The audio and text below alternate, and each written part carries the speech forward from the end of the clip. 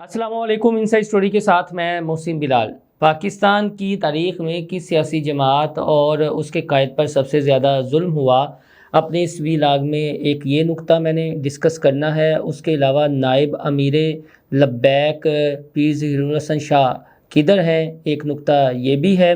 और तीसरा अहम नुक्ता ये है कि बाबुल इस्लाम सिंध के दिल कराची में अमीर लब्बैक पहुँच चुके हैं। और साथ ही अल्ताफ़ भाई की एक बड़ी ख़तरनाक ऑडियो वायरल हुई है और वो कुछ इस तरह के पैगामात पर मबनी है कि अल्लाह ना करे कराची के हालात बिल्कुल भी ख़राब हों और वो BLA तर्ज़ की बात कर रहे हैं जो बलूचिस्तान में हो रहा है। तो ये भी आपके साथ डिस्कस करूँगा। आपसे दरख्वास्त है कि हमारा चैनल इनसाइड स्टोरी लाइक और सब्सक्राइब कर लें, याद से बेल आइकन का बटन भी दबा लें। और एक गुजारिश, वीडियो शुरू से लेकर आखिर तक लाजमी देखिएगा, अपना फीडबैक भी ज़रूर दीजिएगा। दोस्तों, इस नुक्ते पर आने से पहले एक वो ख़बर सोशल मीडिया की ज़ीनत बनी हुई है।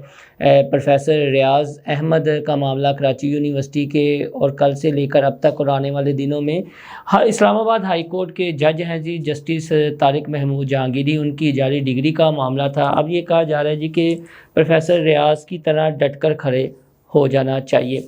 तो यहाँ मैं अपनी चंद साला सहाफ़त का, प्रैक्टिकल सहाफ़त का एक निचोड़ आपको बताने लगा हूँ। वो ये है, मैं किसी के ख़िलाफ़ नहीं हूँ, लेकिन ख़िलाफ़ उस वक्त होता हूँ जब ये हक़ाइक़ मसक करने की कोशिश करते हैं।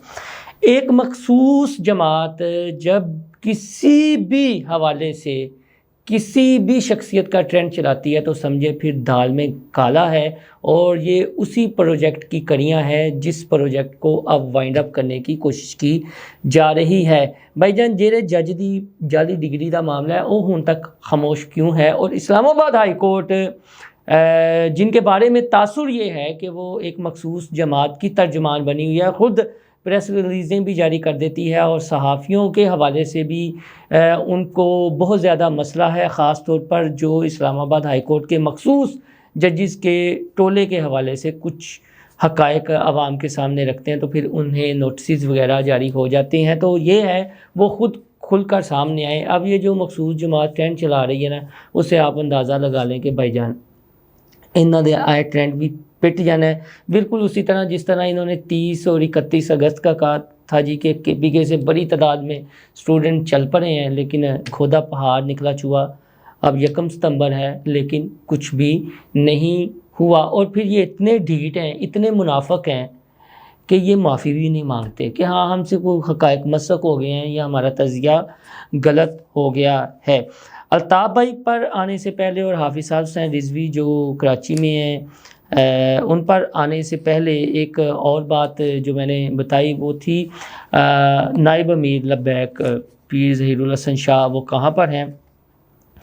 तो मुझे जो हाफिज़ हुसैन रिज़वी का मैं इंटरव्यू सुन रहा था तो हमारे दोस्त हैं उसामा ज़ाहिद, उन्होंने पूछा भी तो हाफिज़ साहब ने ये कहा कि मेरे इल्म में नहीं है, ना मुझे मालूम है। और बिल्कुल ऐसी ही बात है। जब मैं 14 अगस्त को उनके साथ स्टेज पे था तो मेरी भी बात हुई थी, तो मैंने एक मुतालबे का ज़िक्र किया था कि हाँ प्रेशर ज़रूर है अमीर लब्बैक पर और जो मजलिस शूरा है उन पर कि उन्हें पेश किया जाए या उन्हें बुलाया जाए और कानून के मुताबिक उनके ख़िलाफ़ कार्रवाई होनी चाहिए। ये फ़ैसला लब्बैक के अमीर ने नहीं करना या लब्बैक की मजलिस शूरा ने नहीं करना, ये फ़ैसला पीर ज़हीरुल हसन शाह ने ख़ुद करना है, ख़ुद बताना है कि कब उन्होंने मंज़र आम पर आना है और अपने आप को कानून के सामने सरेंडर करना है या जो भी मौक़िफ़ अपनाना है, ये फ़ैसला उन्होंने करना है। और फिर ज़रूरत भी महसूस नहीं की गई कि उनके साथ राब्ता किया जाए, ये उनकी फ्री विल है। ये फ़ैसला उन्होंने करना है कि कब उन्होंने सामने आना है, लाहौर हाई कोर्ट में आएंगे, कहाँ आएंगे, कहाँ से होंगे, ये फ़ैसला या इस्लामाबाद से जहाँ भी, ये फ़ैसला उन्होंने करना है। और अभी तक वाकई कोई राब्ते नहीं है। जो डिमांड ये थी कि काज़ी साहब के तनाजुर में, chief justice of Pakistan Qazi Faiz ईसा के तनाजुर में थी बात, तो वो मेरे ख़्याल में अब हो गई है। तफसीली फ़ैसला जब आ जाएगा तो ये भी मामला हल हो जाएगा। जो नायब अमीर پیر ظہیر الحسن شاہ کے تناظر میں ہے۔ اب باب الاسلام سندھ حافظ سعد حسین رضوی کراچی میں ہے، اور ساتھ ہی الطاف حسین کی ایک آڈیو آ گئی ہے جس میں ایم کیو ایم کے بانی الطاف حسین لندن میں بیٹھ کر ترغیب دے رہے ہیں اور یہ کہہ رہے ہیں کہ مزاحمت کا راستہ آپ لوگوں کو اپنانا چاہیے، باہر آنا چاہیے، اور بی ایل اے کی انہوں نے مثال دی ہے۔ تو یہ بڑی خطرناک بات ہے۔ امن و امان کی صورتحال کو سامنے رکھتے ہوئے ان باتوں کا فوری طور پر تدارک ہونا چاہیے۔ جو یہ تاثر دینے کی کوشش کرتے ہیں جی کہ ہم تو بڑے محب وطن ہیں، لیکن محب وطن وہ ہوتے نہیں ہیں، وہ صرف آگ سے کھیلتے ہیں، اور ان کی کوشش یہ ہوتی ہے کہ پاکستان میں حالات پرامن نہ رہیں، کہیں نہ کہیں کوئی چنگاری اٹھتی رہے اور ہمیں پھر اس میں مزید تیل چھڑکنے کا موقع ملتا رہے۔ حافظ صاحب ادھر ہیں تو ساتھ میں یہ آڈیو لیک ہو گئی ہے۔ اب یہ پھر لبیک کو اس میں گردا جائے گا تھوڑا سا اپنے انداز میں کہ دیکھو جی یہ بھی تو کر دے پے نے نا، انہاں تے نہیں اجازت لئی، یہ جہاں چاہتا ہے، جہاں ان کی مرضی ہوتی ہے یہ کر لیتے ہیں، احتجاج کر لیتے ہیں، دھرنا دے لیتے ہیں، ریلیاں نکال لیتے ہیں، وہاں پر میدان سجا لیتے ہیں۔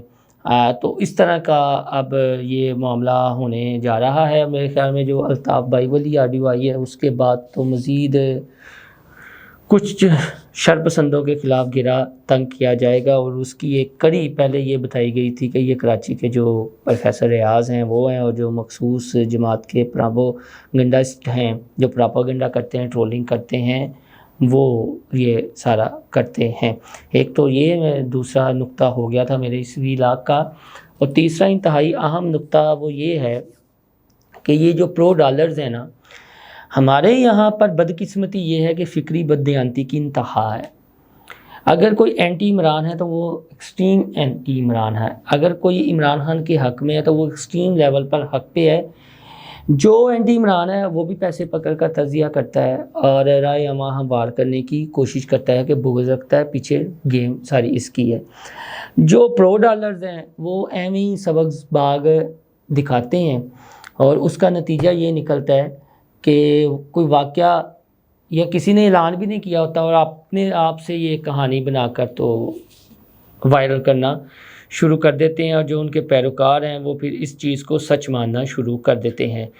ایک یہ اب پراپوگنڈا کیا جا رہا ہے کہ پاکستان کی تاریخ میں جتنا زیادہ ظلم، جتنی زیادہ زیادتی اور جبر اور فسائیت کا مظاہرہ ہوا ہے تحریک انصاف اور ان کے جو بانی ہیں عمران خان اور جو پی ٹی آئی کے رہنما ہے، اس کے علاوہ آج تک تو ہوا ہی نہیں ہے۔ یا یہ دروغگوئی سے، منافقت سے، جھوٹ سے کام لیتے ہوئے انہیں ذرا بھی لجا یعنی شرم شیم محسوس ہی نہیں ہوتی۔ یہ اگر ہم ریسنٹلی چند سالوں کی بات کریں تو نون لیگ کی حکومت ہو، پھر پی ٹی آئی کی حکومت ہو، پھر نون لیگ کی حکومت ہو، یا چیزیں ہوں، تو کریک ڈاؤن سب سے زیادہ کس پر ہوا ہے؟ کس جماعت کے خلاف ہوا ہے؟ کس جماعت کے کارکنان نے سب سے زیادہ قربانیاں دی ہیں؟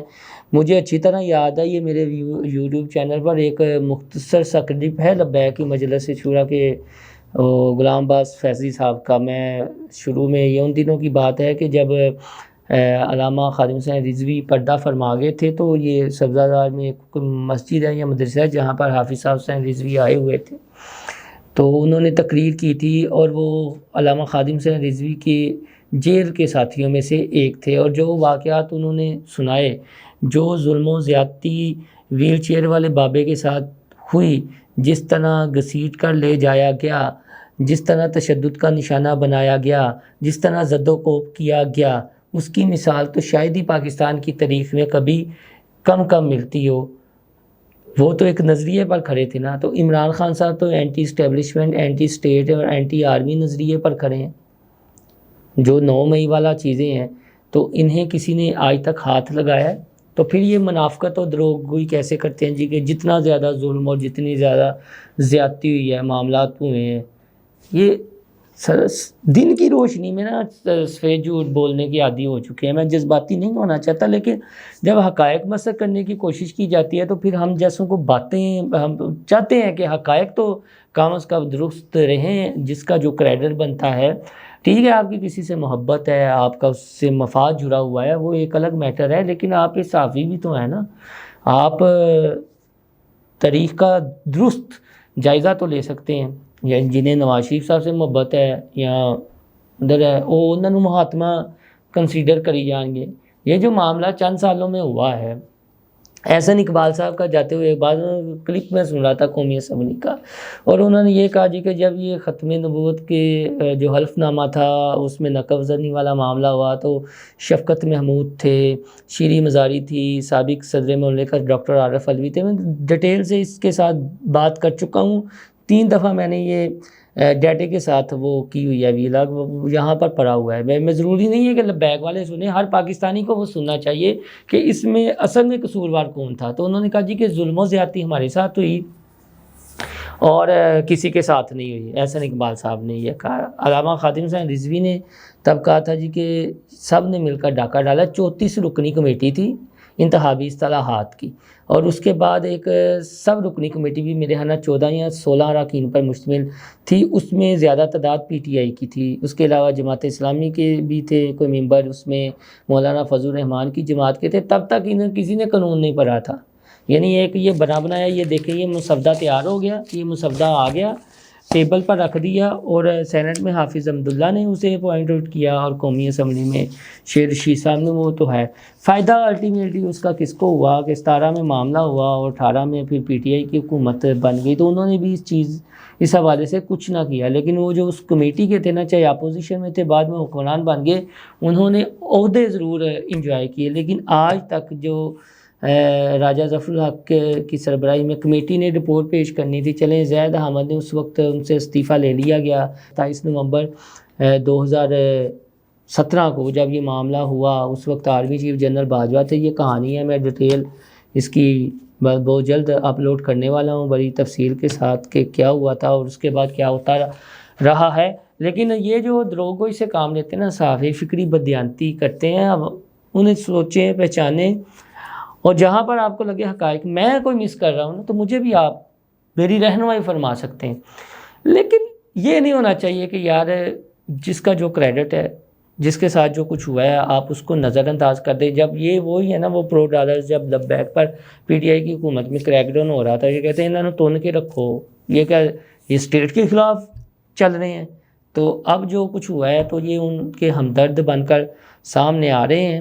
انہیں اپنے اپنے گریبانوں میں سوچنا چاہیے۔ جو الطاف حسین کی آڈیو آئی ہے اس کو سنجیدگی سے لینا چاہیے، اور پریکاشنری میئرز کیے بھی جا رہے ہیں اور مزید ہونے چاہیے۔ جو اس کینڈے میں آتا ہے نا، انہیں قرار واقعی سزا ضرور ملنی چاہیے۔ دوستو، آپ ہمارا چینل انسائیڈ اسٹوری لائک اور سبسکرائب کرنا نہ بھولیے گا، یاد سے بیل آئیکن کا بٹن بھی دبا لیجیے گا، اور اس کو اپنے دوستوں کے ساتھ زیادہ سے زیادہ شیئر کیجیے گا۔